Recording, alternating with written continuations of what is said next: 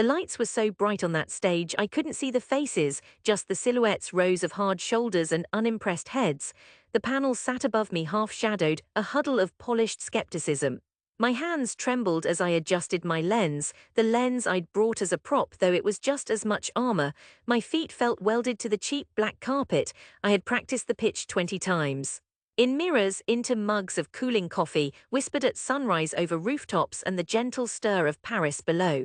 My vision is to photograph the city's souls, I'd said, as if I could convince them vulnerability was a business plan.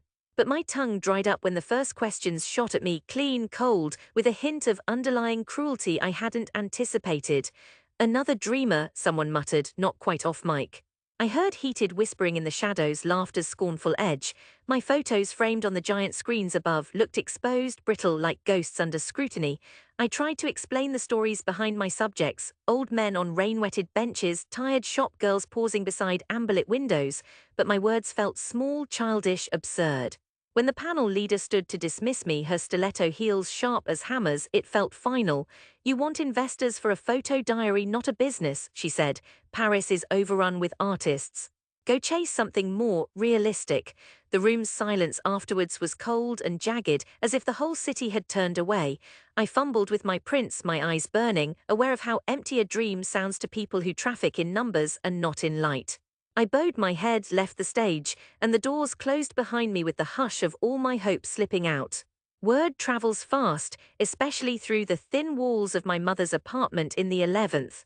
My uncle called it the grapevine. Before I'd even slumped into bed that night, my cousin Salim texted, "Saw the video, at least you tried." 3 dots blinked under his message, then vanished. Nothing else came.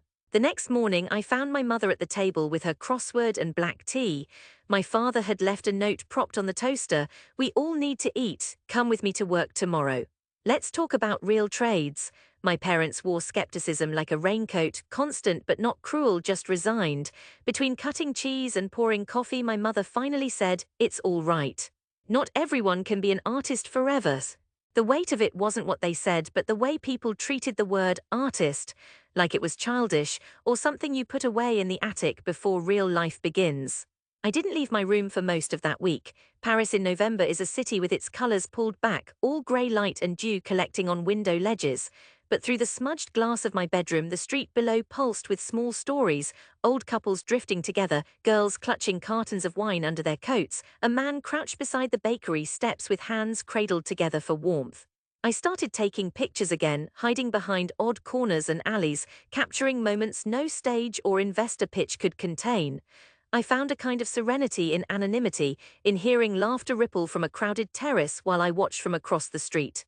Redemption wasn't on my mind. At first it was just survival, but every day when my mother glanced toward my barren shoebox portfolio, her eyes asked the question everyone silently wondered: when do you give up? It was easier to vanish than to stay. In the spring, I found a job washing dishes in a bistro near the Gare du Nord. Nights when the clatter slowed, I'd wander the city with my battered Nikon strapped across my chest. Most of the money went back to my parents, an apology for my stubbornness, though I never said the words. I wanted to hate Paris, the city that smirked at my dreams, but I fell into its rhythms instead: the hiss of bus exhaust in the morning, the hush of midnight boulevards, the way the Seine sparkled like wet silk under sodium lamps. The more invisible I became, the clearer the faces around me became. I shot portraits of strangers, offered prints to those who wanted them, gave away moments like gifts in exchange for their stories. It was anger at first that fueled me, the stubborn heat of rejection, the memory of laughter echoing in cold halls.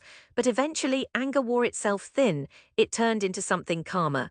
I realized no one was going to hand me permission. I'd have to make it count whether anyone cared or not.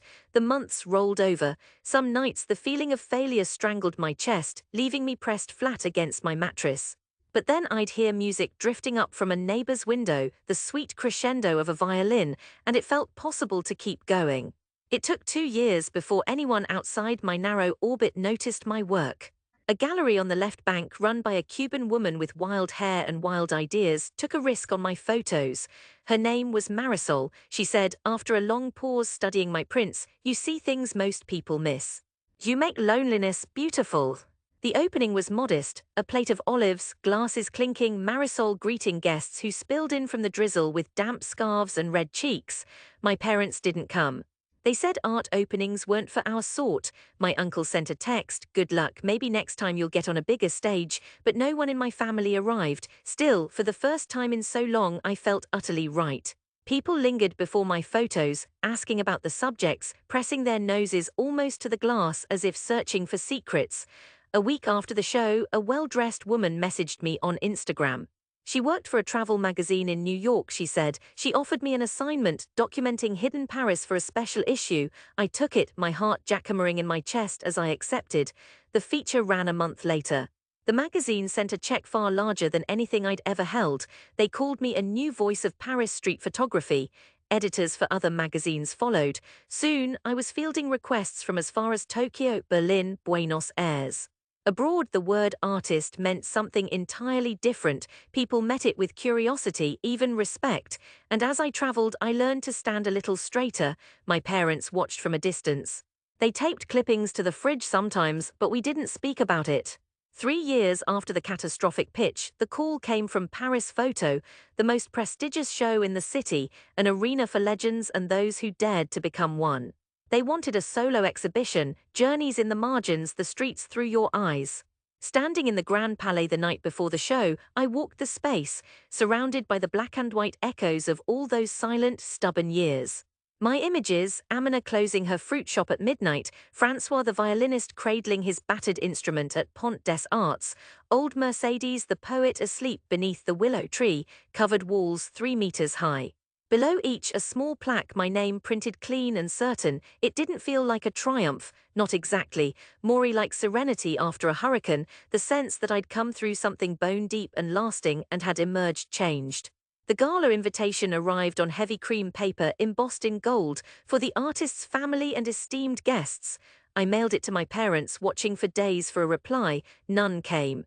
The evening of the opening, I wore the only suit I owned, bought second-hand and tailored too tight around the shoulders. My hands shook as I straightened my cuffs, the air humming with anticipation and the faint, low buzz of violins tuning behind velvet curtains. Marisol found me as I hovered by the entryway. She pressed my shoulder, eyes fierce with pride. "Tonight you meet them on your own ground, don't hide." The doors opened and Paris spilled in, critics, buyers, old friends from the bistro, even a few faces I recognized from years ago but had no names for. And then, against every expectation I had, my mother walked in, arm looped through my father's. Behind them, my uncle and cousin Salim hovered uncertainly, their eyes darting everywhere but at me. My mother wore her best scarf, the emerald one saved for weddings. She looked around as if expecting a trick. Salim drifted to the largest print, a shot of an old man staring at the river, the city rising blurred behind him. His lips parted. "That's yours." I nodded, heartbeat booming in my ears. A voice shuffled behind us. It was the woman from the investor panel, her silver hair unmistakable. She eyed the wall, then me, a flicker of surprise breaking her practiced cool. "I remember you, the pitch with photographs." She paused, lips tight. I was wrong, it seems. People gathered beneath my father's quiet, stoic stance. Someone handed him a catalogue, my face on the cover.